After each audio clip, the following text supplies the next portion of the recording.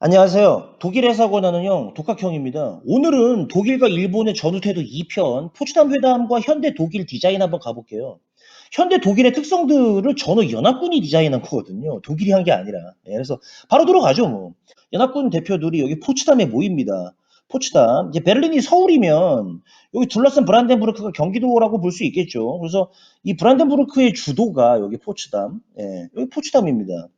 그러니까 뭐 우리로 치면은 뭐 경기도청 소재지 뭐 수원? 근데 여기가 또 옛날 프로이센 시절부터 귀족들, 뭐 고관 대작들 휴양지였으니까 뭐 수원 겸 용인 뭐 요 정도 보면 되겠네요. 그래서 아무튼 이 포츠담에 있는 슐로스 체칠리엔호프. 그래서 이 슐로스는 이제 독일어에서 성입니다, 성. 근데 우리 개념으로는 글쎄요, 성이라기보다는 저택, 대저택 생각하시면 될 것 같아요. 그래서 아무튼 뭐 나중에 이것도 한번 영상 만들어 보면 좋을 것 같은데 이 체칠리엔 호프 여기서 그 미국 대통령 해리 트루먼 그리고 소련 서기장 이오시프 스탈린 그리고 영국 수상 처칠 처칠 처음에 이제 처칠이 왔었는데 총리가 나중에 바뀌어가지고 이제 애틀리로 여기 그래서 영국 수상 애틀리까지 이렇게 모였다. 그래서 지난 시간에 잠깐 말씀드렸는데 이 포츠담 협정이 있고요. 협정은 독일 철이고 그리고 포츠담 선언이 있었다. 요건 이 향후의 일본 철입니다. 아직 이제 일본이 항복을 하기 전이어가지고 그래서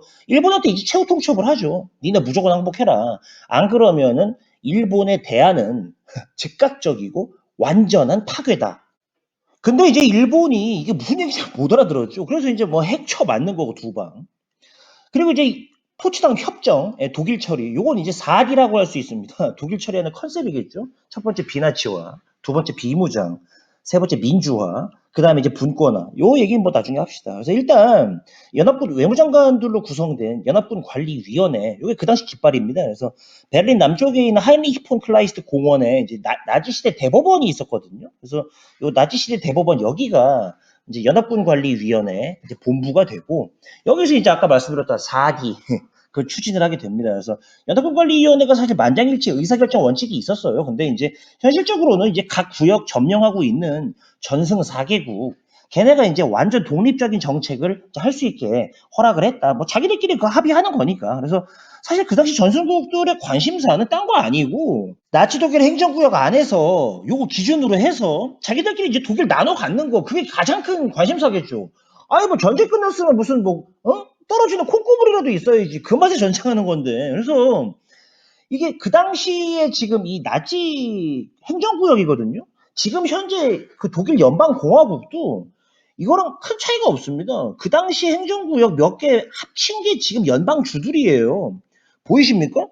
이게 독일이 다른 유럽 나라들보다 지방 분권이 잘 돼 있는 까닭입니다. 무슨 얘기냐면은 첫 번째, 애초에 전선국들이 자기 구역 안에서 맘대로 했고요. 두 번째, 나중에 물러가면서도 서독 정부한테 야, 너 주 정부들 권한 그대로 두거나 키워라. 이렇게 해놓고 갔거든요. 이게 왜 그러냐면은 독일이 중앙정부가 일사불란하게 통제하게 만들어 놓으면은 이 새끼는 또 사고 치거든. 이거 통제하기 어렵게 만들어 놔야 돼요. 그러려면 주 정부들 각각의 독립적인 역할을 좀 키워놔야지. 소독 정부한테 그거 건드리지 말라고 한 거야. 독일은 하나로 뭉치게 두면 안 되거든요, 이 새끼들. 그러니까 여기가 사실 유럽의 한 가운데여가지고 의외로 인구가 많아요. 그래서 지금도 프랑스보다 인구가 많고. 그래서 이게 결론적으로 인터넷에 떠도는 얘기들처럼 무슨 뭐 봉건제의 영향이다, 무슨 뭐 신성로마 제국의 영향이다, 뭐 그런 거 아닙니다. 상식적으로 생각하시면 될 것 같아요. 무슨 신성로마 제국 개뿔. 그게 언제적 얘기인데. 제 채널이 이제 독일하고 유럽에 대해 기름기 빼는 채널이잖아요. 무슨 뭐 통일 한반도를 위해서 무슨 지방 분권을 준비한다 어쩌고 막 드립치고 막 독일한테 배운다 막 머리 허연 기레기들 나와가지고 막 짖고 까불고 막 요새 막 난린데 얘네 문화 전통 이런 거 다 20세기에 세팅된 겁니다. 여기 지금 뭐 지방 분권 전통 없는 나라 블라블라 해서 시대적 요구 개뿔 무슨 시대적 요구야 연합군들이 세팅해 놓은 거지. 여기 봐봐 지금 뭐 각자면서 동시에 하나잖아 막 난리 났죠. 지금 지역색과 문화를 유지하고 독일 어천가 신났네.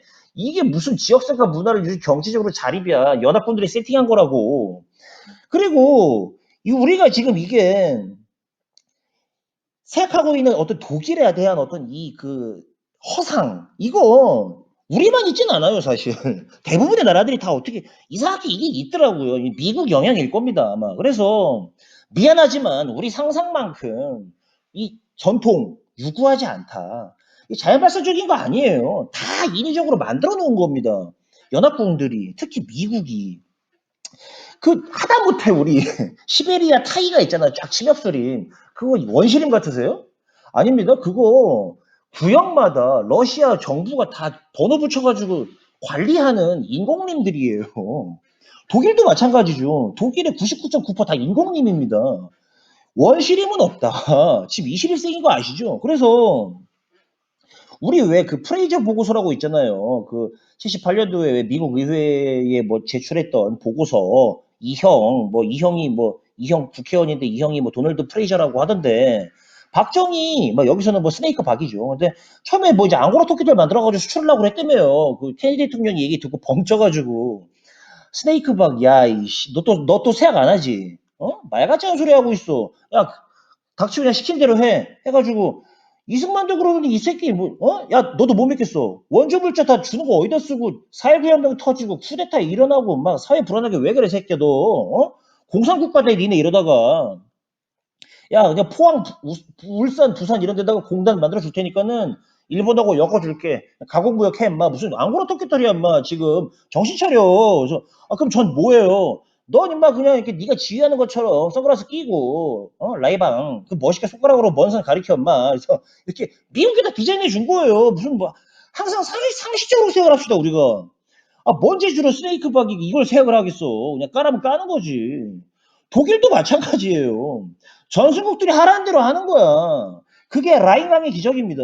아무것도 없었는데 무슨 개뿔 여기서 무슨 세 명이서 모여가지고 뭐 담배불 붙이고 성냥 하나 켜고 근검절약하고 그거 제가 독일 애들한테 물어봤거든요. 독일 애들 무슨 얘기인지 몰라요. 그러니까 정체불명의 도시괴담이다. 한국괴담. 그래서 뭐 다음 영상에서 뭐 독일하고 일본 경제 기적 이제 본격적으로 얘기를 하게 될 건데 아무튼 뭐 어디 토를 달아 이씨 히틀러가 어차피 다 소진해 나가지고 아무것도 안 남았기 때문에 하란 대로 했던 거야 그냥 하란 대로 하니까 그게 뭐 경제 기적 여기 된 거죠 라인강의 기적. 그래서 사실 솔직히 4대 전술국들 주요 관심사는 독일 쪼개는 거였다.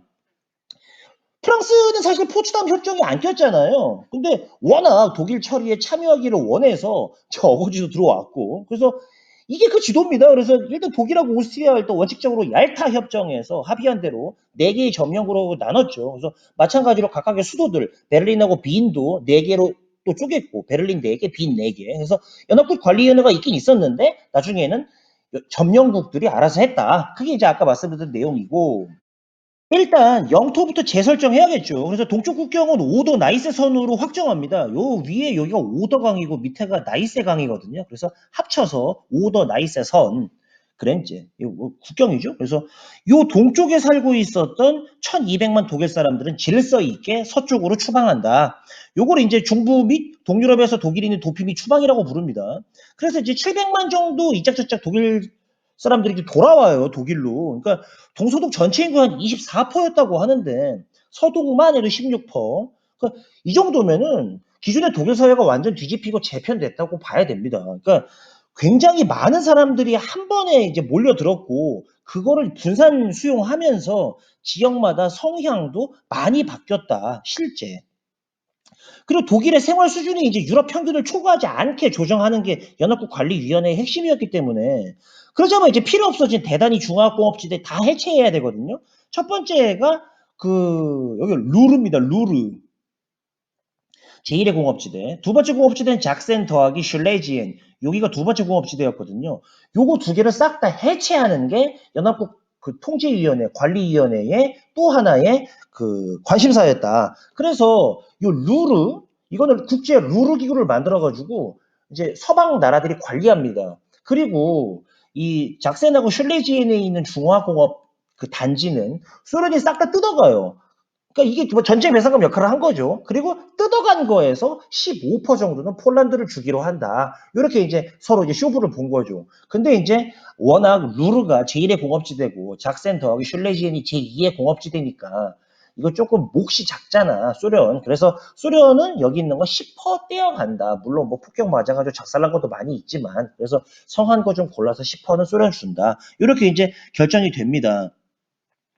그래서 각 점령지마다 이제 아까 말씀드렸던 4D 원칙이 적용이 되는데, 이제 하나하나 비나치와 비무장, 민주화, 분권을 하나하나 보죠. 뭐, 그래서 일단, 그, 비나치화부터 보면, 뭐 유명한 그림입니다. 이제 막스 라들러 형님의 이제 흙이 백이 되거나 또는 뭐 기계적인 탈라지화 해가지고 요 위에 보면 이제 까만 양들 내려가가지고 룰루랄라 이제 하얀 양으로 나오잖아요. 그래서 독일하고 오스트리아에 있었던 뭐 정치, 뭐 경제, 뭐 사회 문화, 뭐 언론 이런 데서 나치의 모든 영향을 싹 다 청소하는 작업입니다. 탈나치화. 그리고 이제 연합군 관리위원회가 46년부터 지침 만들어가지고 나치에 부역한 애들 어디까지 선딱 그을까. 그래가지고 이제 그 정의해서 이제 사법조사 이제 시킨 거죠. 그래서 이제 모든 나치 활동 막고 민주국가에서 이제 독일 정치 생활 다 재건 준비 요거를 이제 다 이제 세팅을 한 겁니다. 그래서 모든 나치법 다 폐지한 거죠. 그래서 뭐 이제 민주국가에서 솔직히 나치법 그것 좀 그렇잖아. 이게 뉘른베르크법이라고 있어요. 이게 뭐냐면 한마디로 말하면 이거 뭐 복잡한데 부모나 조부모 중에 한 명이라도 유태인이면 너 그냥 막 유태인이야. 그게 뉘른베르크법입니다. 그러니까 이게 뉘른베르크법이 더블 클릭하고 들어가면 폴더가 두 개가 떠요. 첫 번째는 독일인의 피와 명예를 지키기 위한 법률. 예, 독일인의 피와 명예를 지키기 위한 법률. 줄이면 독피명법. 예, 그리고 두 번째는 국가시민법입니다. 그러니까 독일인의 피와 명예를 지키기 위한 법률, 독피명법 더하기 국가시민법. 요게 이제 뉘른베르크법이다. 이게 이제 독일에서 유태인 권리 다 말살하고 뭐 이제 유태인이랑 결혼할 수 없고 여기 여권에다가 J자 찍고 이런 거거든요. 여기도 이제 이 형님도 J자 찍혔네. 그래서 이게 왜 뉘른베르크법이냐면은 나치가 기반 잡고 나서 전당대회를 계속 뉘른베르크에서 했는데 그 뭐 35년도인가 그때 전당대회 때 이 법이 여기서 만들어져서 통과가 됐대요. 그래서 이제 나치는 그러면 전당대회를 왜 계속 뉘른베르크에서 했냐? 원래 나치가 이제 시작한 데가 이제 바이에른이잖아. 그 뮌헨. 근데 거기 이제 너무 남쪽이야. 뮌헨은. 그리고 이제 뭐 수도 베를린은 너무 북쪽이고. 근데 뭐 어찌 보니까 이제 뉘른베르크가 당시 이제 교통편도 편하고 여기저기서 사람들 오기도 편했다더라. 그래서 여기서 계속 했대요. 그래서 이제 아무튼 이제 뭐 나치 전범 이제 그 재판 받죠 나중에 그것도 뉘른베르크에서 합니다. 그러니까 굉장히 좀 상징성이 있었던 거죠. 그래서 이게 뉘른베르크 군사 재판이 여기 정의궁 그러니까 정의 이름으로 너 용서하지 않겠다 그 정의야. 그러니까 여기서 이제 열렸는데 45년 11월 20부터 이제 그 이듬해 46년 10월까지 한 1년 정도 이제 열렸죠. 그래서 여기서 이제 나치 독일에서 높은 새끼들 24명 그놈들 이제 12명 사형, 반 사형, 3명은 이제 종신형. 나머지 뭐 이제 20년, 15년, 10년 이렇게 징역 살았다더라. 그다음 이제 비무장화입니다. 비무장화. 웨어마크트 독일 국방군이죠. 독일 국방군을 이제 해체하는 거야. 그리고 독일 군수 산업도 싹 다 없애고. 그래서 다시는 군사적 공격력 갖지 못하게 하는 거였습니다. 그래서 국방군은 아까 얘기했던 웨어마크트, 그래서 이제 헤어, 육군, 루프트와페, 공군, 크릭스 마리네, 그래서 해군까지 싹 다 없애는 거 이거 당연한 거고. 나치 친이 되죠. 슈타펠, SS 이 새끼들, SS 놈들. 그리고 나치 돌격대, 슈투름 압타일룽 SA 나치 돌격대 이것도 당연히 없어야지 나치 돌격대 그리고 SS 국가 지도자 보안국 SD 이놈들도 당연히 없어야 되고 그리고 뭐 여러분 잘 알고 계신 게시터포까지 모든 조직 직원 기관 싹 다 없앴다. 그 다음이 이제 민주화인데 민주적 기반에서 이제 정치 생활 싹 다 이제 바꾸고 이제 뭐 정당 뭐 노동조합 다 이제 전역에서 독일 전역에서 이제 허용되고 촉진돼야 되고 이제 뭐 언론, 종교 자유 이제 부여되고 그 독일 교육 시스템 특히 민주적으로 이제 성공적으로 개발되도록 이제 싹 다 모니터링을 이제 해야 된다. 그래서 주정부에서 그래서 부모 세대들 지금 뭐 5학년부터 이제 역사 교육을 하는데 부모 세대들은 사실 역사 선생님이 없었던 학교가 좀 많았고 지금도 뭐 우리 입장에서 봤을 때 적지 않은 학교들이 역사 선생님이 또 없는 경우도 있습니다. 그래서 하긴 하는데 5학년부터 대부분 해요. 하는데 주로 이제 유럽 역사 대충 배우고 이제 뭐 독일 역사는 이제 뭐 가르쳐도 그냥 대충 가르치고 특히 이제 뭐 2차 대전, 2차 대전 거기 역사는 좀 이제 자세하게 애들 발표하고 이제 이렇게 하는 것 같아요. 그래서 독일 역사에 대해서 애들 솔직히 잘 모릅니다. 그리고 또 국가를 안 가르치는 초등학교도 생각보다 많아요. 그래서 애들이 이제 뭐 축구 대표팀 경기 이제 뭐 여러 번 보다가 뭐 자연스럽게 이제 알게 되고 가사는 사실 뭐 다 모르죠. 그래서 그런 부분이 좀 강하다.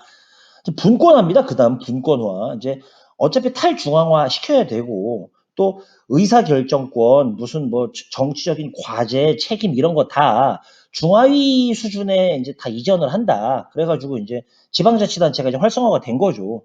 연합국들이 다 세팅을 해 놓은 거고. 그래서 당초에 뭐 로또 가격도 다 다릅니다. 주마다. 그래서 그 연합국들이 독일을 농업국가로 만들려고 했기 때문에 모겐소 계획이라고 그러죠. 그래서 이게 그대로 실현되지는 않았는데 아무튼 이 컨셉 그대로 이제 유지가 돼서 감자, 뭐 밀, 뭐 유채, 돼지 뭐 이런 거 중심으로 이제 잘 살지도 못 살지도 않는 나라 그런 나라 중심으로 이제 가는 거지. 그리고 경공업 좀 발전시키고 생필품은 있어야 되니까 그래서 지역별로 뭐 부어스트 소세지죠 부어스트 그리고 뭐 맥주 뭐 빵, 뭐 도자기, 예, 뭐 쌍둥이 칼, 뭐 이런 것만 특화해서 팔 수 있도록 이제 장려를 많이 했죠. 그래서 독일은 유독 부어스트, 예, 그 소세지 정육점들이랑 맥주 양조장들 이렇게 이제 작은 사업체로 많이 시작할 수 있게끔 이제 장려하고 글로 유도를 했다. 그래서 독일에 이제 지역 중소기업이 많은 게 이것 때문입니다. 그러니까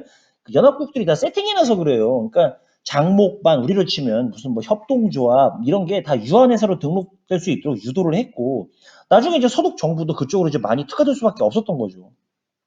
장인정신 그런 거 아닙니다. 아니 하늘 아래 장인정신 없는 나라가 어딨어. 그러니까 어떤 부모가 아들이 빵 만들고 소시지 만들고 맥주 빚고 있으면 좋아해.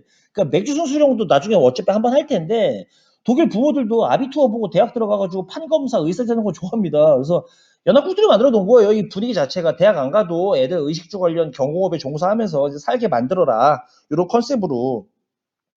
그런데 우리 언론에서는 독일에 대한 환상에 빠져가지고, 독일은 재벌도 없는 나라, 튼튼한 강소기업 많은 나라, 장인정신, 상상 임신에 용비, 아니, 그 독일 어천과 낭송에 제끼고, 기레기들이 온 국민 다 났잖아요. 뭐, 야, 자학해. 그래야 냉철한 거야. 우리는 후진국이야. 그러면서. 그 연방군, 예, 지금 연방군 분데스베어 규모도 작아요. 아니 그럴 거 아니야. 지금 뭐 다 어차피 지금 비무장하고 어차피 주동미군 시다로 좀 뽑는 거고 그래서 지역 군인도 적어요. 그래서 애들이 또 이것 때문에라도 상대적으로 의식주 관련이나 뭐 경공업 이런 데 취직할 수밖에 없어. 지역 군인이 적으니까. 그러니까 맥주 소세지 이런 중소기업들 당연히 많은 거고. 이렇게 기계 만들면서 사는 거고 소시지 만들면서 그냥 사는 거야. 옛날에 왜 명박이 형 마이스터고도 만들었죠? 이 말 같지도 않은 거죠. 어서 마이스터고가 튀어나와. 씨. 그러니까 독일이 재벌이 또 없는 나라가 아닙니다. 뭐 얘네도 탈세 엄청나게 하고 이런 것들이 다 그냥 연합국들이 만들어 놓은 그냥 틀이에요. 포츠담 협정이 만들어 놓은 틀. 나중에 일본도 이 조치가 그대로 적용이 됩니다. 농업국가로 만들자는 컨셉. 그건 이제 다음 영상에서 얘기하고 이거 로맨틱가도 이거 낭만 아닙니다. 그러니까 로만티시에 그러니까 로마로 가는 길이야. 옛날에 그 상게르마니아 속주에서 로마까지 가던 간선도로예요, 이게. 그러니까 이 정도로 우리가 독일에 대해서 완전 남의 다리 긁고 있는 거지. 독일이 그리고 상대적으로 유럽에서 이 란데스 레기어로 그러니까 주정부 이 미국만큼 주정부들 권한이 많아요. 그러니까 통일하고 나서는 연방정부 입김도 좀 늘어나고 있는 추세긴 한데 기본적으로 이 독일 서민들이 연방정부랑 엮을 일이 좀 사실 거의 없죠. 그래서 상대적으로 프랑스나 이탈리아보다 좀 주정부 권한이 좀 많고 이런 게 다 연합국들 때문이다. 그리고 또 이제 당시 연합국 관리위원회에서 했던 게 그 히틀러 도와가지고 굴지의 대기업 됐던 독일 대기업들 해체입니다. 그러니까 경제 외세 왜그 카르텔 막 신디케이트 이런 거 있잖아. 그래서 이런 기타 독점 기업들 이 과도한 권력 집중 이거 싹 다 해소하겠다. 그래서 첫 대상이 인터레슨 게마인샤프트 파본 인두스트리아 악티엔 게젤샤프트 예, 이름 기네요. 이 줄여서 이게 이게 파본 그럽니다. 그래서 이게 6개 주요 이제 화공 기업이 1925년도에 합병했던 거대 화학 기업이거든요. 여기 6개. 뭐 아그파, 뭐 바스프, 바이어 이런 애들. 그래서 여기 지금 인터레슨 게마인샤프트 이게 독일어 이니셜 이게인데 이게 이거 자체가 상업이입 협동, 그러니까 카르텔 그런 뜻입니다. 그러니까 굴지의 화공 기업들이라고 그랬잖아요, 아까. 그러니까 이게 그 유대인들 가스실부터 해가지고 다 아시죠? 뭐 아우슈비츠나 뭐 비르케나우나 무슨 다하우나 이런 수용소들 뭐 화약, 폭탄, 무기, 뭐 긴 말할 필요 없어요, 이 새끼들. 그러니까 이걸 다시 원래대로 쪼갠 거야. 여기 뭐 바스피 있네요. 그러니까 이걸 원래대로 쪼갠 게 그 연합국들이 했었던 그 독점 기업 이제 해체 작업이지. 그래서 이 아그파 게바트, 뭐 바스프, 예, 바이엘, 바이어, 예, 그래서 힉스트 이런 대기업들입니다. 이게 다 지금 다 이렇게 쪼개졌어요. 그래서 그, 뭐, 아그파 아시죠? 뭐, 아그파 필름. 그리고 뭐, 벤젠만큼 뭐, 유기화학, 뭐, 합성화학 이런 데 이제 아닐린, 그 많이 정제했던 회사지. 이거 다 뭐, 아닐린 정제하는 회사들입니다. 뭐, 벤젠 이런 것들. 그리고, 마스프는 뭐, 지금도 세계적인 화학 기업이고, 요새는 뭐, 그 건강식품 만들더라고요. 옛날에 독가스 만들던 기술로. 예, 그리고 또 바이어. 최고의 제약회사죠. 예, 패밀리 드립 좋네요. 그리고, 뭐, 요새 뭐, 레버쿠젠 우리 바이어. 예, 뭐, 차붐. 우리 흥민이도. 요 힉스트는 지금 여기 그 프랑스 그 글로벌 제약회사 뭐 사노피 자회사더라고요 보니까. 근데 여기 마인 강가에 프랑크푸르트 서쪽에 그 서울로 치면은 뭐 좀 예전 구로공단 방향, 예, 그 정도에 이제 아직도 대단히 복합 단지 갖고 있다. 벤츠, BMW, 뭐 아우디, 뭐 오펠 뭐 이 새끼들은 뭐 말할 것도 없는 놈들이고, 얘네는 뭐 완전히 뭐 탱크 만들고 막 전투기 만들던 놈들인데, 그러니까 이 새끼들은 뭐 한 1년 6개월 최장 3년까지 이제 뭐 영업 정지 당했었는데, 사실 뭐 이제 독일 재건은행, 여기 프랑크푸르트에 있습니다. 요 독일 재건은행 이번에 코로나 보조금 뿌렸는데, 얘네가 얘네도 뭐 저리 융자 다 해줬죠. 그래서 뭐 아무튼, 그래서 근데 같은 전범 기업들, 이 르노, 예, 우리 루이 르노 형님. 근데 뭐 프랑스 정부가 국유화해 해버렸죠. 뭐 그 당시에 뭐 샤를르 드골 한참 섰을 펄을 때인데, 그래서 루이 르노 이 양반 뭐푹 맞아서 이제 가셨지. 그래서 돈 버느라 뭐 국적도 있고 뭐 이제 일거리라면 막 그저 열심히 했는데, 뭐 그게 뭐 기업가들이죠. 근데 회사를 통째로 날렸으니 당연히 푹 맞지. 그러니까 뭐 아무리 열심히 살아도 부역인지는 알고 살아야겠다. 그래서 정리할게요. 이제 포츠담 협정으로 전수국들이 독일을 넷으로 쪼갰다. 베를린도. 오스트리아도 넷으로 쪼개고, 비인도 네 개로 쪼갰고. 그러니까 이거를 다 이제 연합국 관리위원회에서 했는데, 농업국가, 경고국가로 바꾸려고 했죠. 그래서 현대 독일의 특징이라고 할 수 있는 이제 뭐 부어스트, 소세지, 예, 그리고 뭐 맥주, 막 이런 거 이제 특화할 수 있게 다 장려를 했다. 독일만 맥주 마시는 거 아니잖아요. 그리고 뭐 독일보다 더 오래된 맥주 다른 나라에 다 되게 많고. 근데 유독 독일에서 맥주가 유명해진 이유입니다, 이게. 연합국들이 대놓고 밀어준 거죠. 맥주 순수령, 장인정식 이런 거 아니야. 예, 그래서 우리가 아는 독일의 특징들, 히틀러 유산 아니면은 연합국들이 다 디자인해 준 거다. 예. 그래서 3탄 서둘러 만들어 오겠습니다. 이게 지금 요새 연방정부 그 전면 봉쇄 조치 때문에 밤까지 온라인 수업 계속하느라 노트북을 못 써가지고, 예. 다음에도 이렇게 빼고 만들어 오겠습니다. 끝까지 봐주셔서 감사합니다.